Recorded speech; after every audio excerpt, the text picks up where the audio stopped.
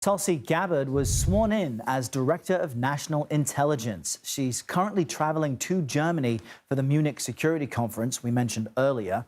There, she will participate in several bilateral meetings separate from Vice President Vance. Later this morning, the Senate is set to hold its final vote on Robert F. Kennedy Jr.'s nomination. Trump wants him to lead the Department of Health and Human Services. CBS News congressional correspondent Taurean Small is following all of this for us from Capitol Hill and joins us now.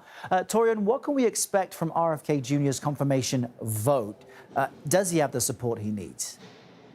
Yeah, Arrow, simply put, yes, he does. We were watching for the usual suspects here, Republicans who tend to break from the party when it comes to these more controversial picks.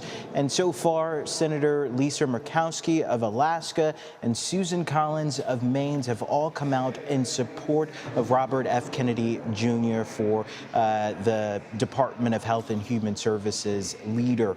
I should also mention that those two, along with Mitch McConnell, broke from the party when it came to the nomination and confirmation of Pete Hegseth for Secretary of Defense. Their concerns really shared there about the cloud of controversy that surrounded his confirmation. But looking forward, it appears that no pick has strong reservations among Republicans that could stop them from getting that confirmation. So it appears the rest of Donald Trump's picks are smooth sailing, at least in the Senate. And I want to ask you about something that has another direct impact on folks watching: the budget. The House released its plan yesterday despite a competing proposal from the Senate. What is in what the House Republicans are proposing? Yeah, House Republicans want to clear a way through this blueprint that they released yesterday for $4.5 trillion in spending that would support an extension of Trump's 2017 tax cuts bill.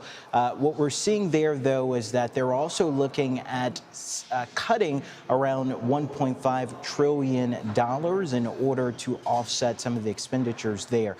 The main issue that House Republicans are running into, though, is this competing bill in the Senate. Speaker Johnson said that anything that comes out of the Senate chambers, even though they had a jump start on these developments, will be a non-starter because he just can't seem to find 218 members to support that. He's asking Senate Republicans, especially Senator Lindsey Graham of South Carolina, who is the chair of the Budget Committee, to follow their lead first, allow them to clear whatever hurdles in the House first to ensure that there's support there in order to avoid an imminent budget battle that could see both bills stymie before the March 14th deadline, which, again, Errol, is when the government could shut down if a funding package isn't approved. All right, Taurean Small on Capitol Hill. Thank you very much.